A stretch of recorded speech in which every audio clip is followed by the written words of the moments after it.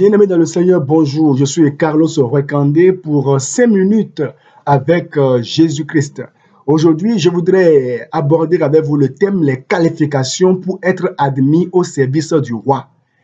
Dans Daniel chapitre 1, verset 2, le roi donna l'ordre à Ashpenaz, chef des eunuques, d'amener quelques-uns des enfants d'Israël de race royale ou de famille noble, de jeunes garçons sans défaut corporel, beaux de figure, doués de sagesse, d'intelligence et d'instruction, capables de servir dans le palais du roi et à qui l'on enseignerait les lettres et la langue des Chaldéens.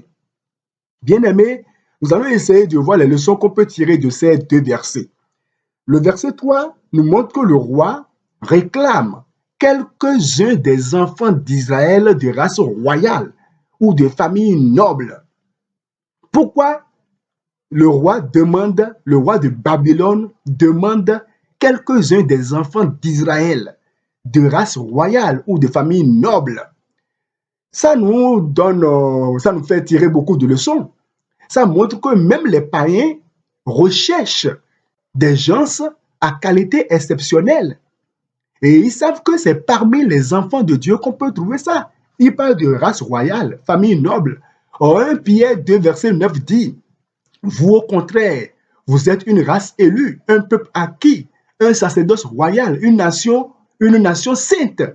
Ça veut dire que si effectivement on cherche aujourd'hui des gens de famille de race royale, une famille noble, ce sont les enfants de Dieu. Des gens qui sont nés de l'esprit, qui sont enfants de Dieu, qui sont au service du Dieu tout-puissant. Ça veut dire que si vous n'êtes pas enfant de Dieu et que vous continuez à végéter dans le péché, vous ratez beaucoup de choses. Parce que de Genèse à Apocalypse, on a vu que les enfants de Dieu ont toujours joui de la part de leur Dieu d'une faveur exceptionnelle, une faveur exceptionnelle. Et le roi ici demande encore quelques-uns des enfants d'Israël de race royale, quelques-uns.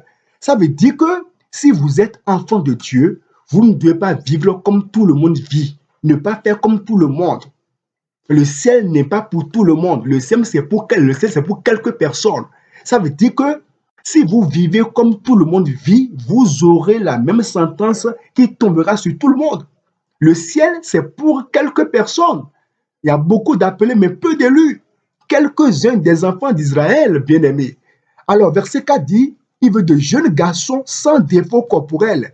C'est étonnant qu'aujourd'hui, on puisse dire qu'on est enfant de Dieu et qu'on continue à se déformer, à se dépigmenter, à se faire tatouer le corps. C'est impossible, vous n'êtes pas enfant de Dieu. Un enfant de Dieu ne peut pas continuer à se tatouer le corps. Le roi même demande des gens sans défaut corporel. On ne peut pas dire qu'on est enfant de Dieu, on se pèse le nez. Ça, c'est le monde du diable.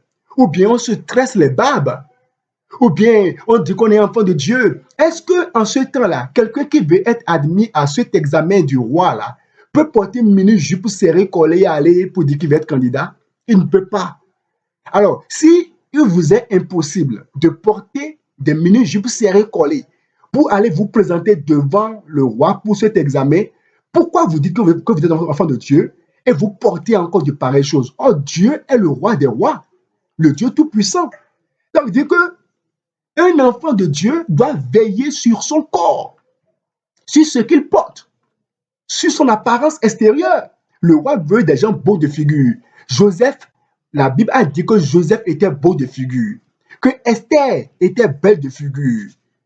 Daniel était aussi beau de figure. C'est pour cela qu'il était admis. Beau de figure, sans défaut corporel. Votre apparence est importante. On dit non, la foi c'est dans le cœur. Mais il dit beau de figure. Ce qui est dans le cœur s'extériorise. On reconnaît un arbre par son fruit. Doué de sagesse. Que celui qui manque de sagesse la demande à Dieu.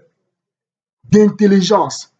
La Bible dit appelle l'intelligence. À qui est l'intelligence? C'est qui l'intelligence? C'est Jésus-Christ. Celui qui reçoit Jésus-Christ reçoit l'intelligence. Et d'instruction. Vous devez être instruit selon la parole de Dieu et aussi veiller aussi sur votre instruction.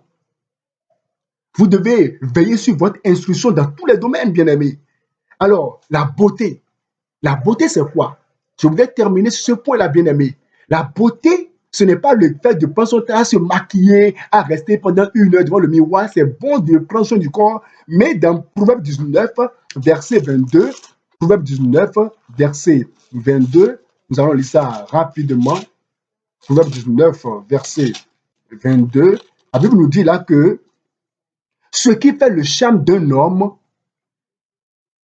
c'est sa bonté.